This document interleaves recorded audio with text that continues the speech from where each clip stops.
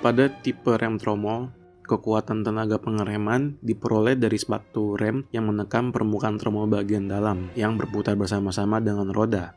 Karena adanya efek self-energizing action yang ditimbulkan dari putaran tromol dan mengembangnya sepatu, kekuatan pengereman jadi bisa lebih besar. Rem tromol terdiri dari sebuah backing plate, silinder roda, sepatu rem, dan kanvas, serta tromol rem. Backing plate terbuat dari baja dan dipasang pada poros roda.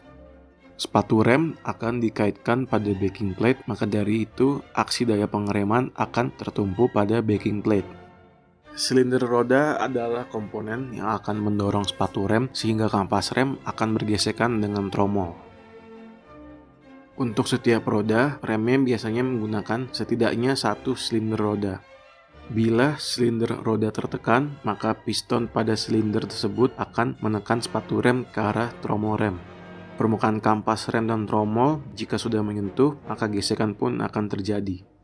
Apabila rem tidak bekerja, maka piston akan kembali ke posisi semula akibat adanya pegas pembalik sepatu rem serta pegas kompresi yang mengkerut.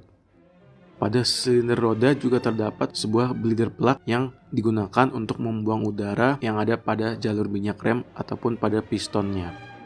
Sepatu rem memiliki bentuk yang sama dengan tromol, yakni setengah lingkaran. Sepatu rem terbuat dari baja. Kampas rem dipasang pada permukaan sepatu rem yang menghadap ke tromol bagian dalam dengan cara dilem.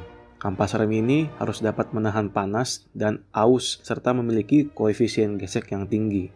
Umumnya, kampas rem terbuat dari material komposit, yakni campuran fiber metalik dengan brass, lead, plastik, dan sebagainya.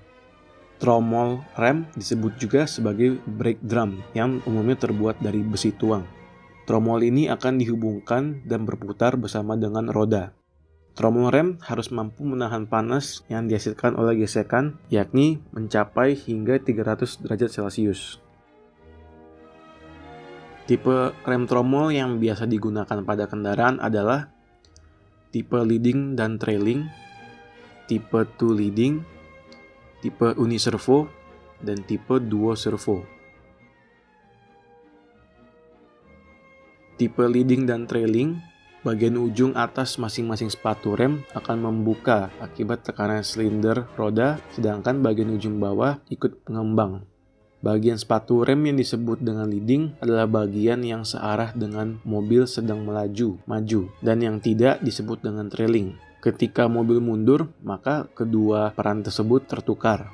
Tipe ini sering digunakan pada kendaraan ringan.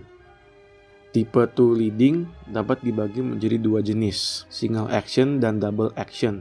Tipe single action two leading shoe memiliki dua silinder roda yang masing-masing mempunyai satu piston pada setiap sisinya. Bila rem bekerja, kendaraan dalam kondisi gerak maju, maka sepatu akan berfungsi sebagai leading shoe.